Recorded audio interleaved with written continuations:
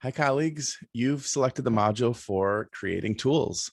What I'm going to do is I'm just going to give you a brief overview of how I create tools. And there's many ways to do it and many different methods. So just incorporate my method into your sort of your toolkit, so to speak, of how to make toolkits.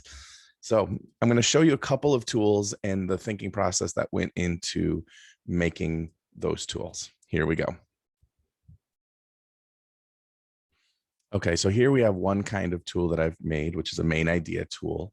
And I just want to show you what I do to create that. Essentially, my tools are teaching points just written out. And the reason I write out these teaching points is it helps keep me anchored. So I'm not going into like I'm teaching 10 things to kids. I'm just teaching this. So if I ever find myself veering off path, which is sometimes happens, I can say, oh, I'm sorry, I'm just teaching this, right? And then I also teach, it's also helpful for kids. They can also use this as something that they look at while they're listening to me as well. So those are the two things. It's for kids and it's for me. So since it is a teaching point, you're going to see two parts. You're going to see I name a skill, and you're going to see I name a strategy. And then right here, you have an exemplar. And this skill is main idea. And so, skills are pretty straightforward. They're what readers do. Nonfiction readers determine the main idea and supporting details, right, of a text. And then you'll notice that for me, I put a little code. This is a level 3 or a third grade level of teaching main idea, which is essentially, boxes and bullets type work. And then I imagine a strategy. And the strategy I've chosen to make on this tool is sort of the bullets to box strategy, which is as you read, you accumulate the things that you're learning, you synthesize how they go together, and then you come up with a main idea. It's what the brain scientists think the way we all figure out main idea. Some of us do it just as they read or instantaneously, and some of us need to go back and put the pieces together.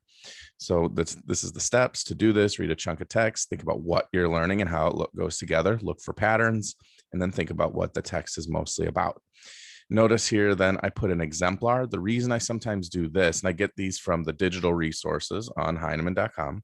You can get student exemplars, or even better, you could get one of your own students' exemplars, but it gives kids a vision of what is possible, what success looks like. Because some kids just need this. They just need the tool and they're off to the races. They can do it fine.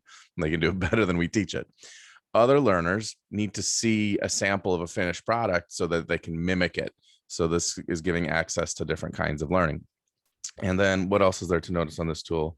I love the Post-it World of Color themes, and this is the New York theme. For some reason, I connect this theme to like information text reading.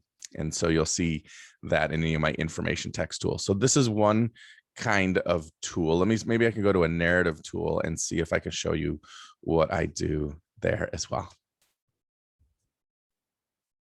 Okay, so here's a narrative tool with Author's Craft, and you'll see some similar things. You see the skill, right? You see the grade level that it goes toward, and then you see the strategy right here. Another thing that I sometimes add to my tools are little, I used to call them like peekaboo tips because I used to like tuck them under my tools, and then sometimes I just put them up here. I don't always show them to kids, but what they are is I imagine my teaching being a disaster and something going wrong. Maybe it's just the way my brain works that I'm always thinking something the worst might happen, and so I want to be prepared for it. So I always imagine like, as I'm teaching Author's Craft and I tell kids to pause at an important part, what if you get to that part where the kid's like, I don't know what an important part is, right? There's always going to be that kid, either for whatever reason, they're going to say, I can't find an important part. So I have to imagine, okay, how could I guide them to important parts? And then, so this is like a little helpful like tool to do that. So in here we have the strategy, pause an important part, name the technique, name the goal, say how that fits the theme. I even have some little tips right here, like if you forgot what some common themes are, and the important parts is in case something goes wrong. So you can see other things that are common in my tools, which is it's another World of Color theme. I don't remember what city this is, but you could look it up on the Post-it website. It's all the Author's Craft tools will have this sort of color in the theme.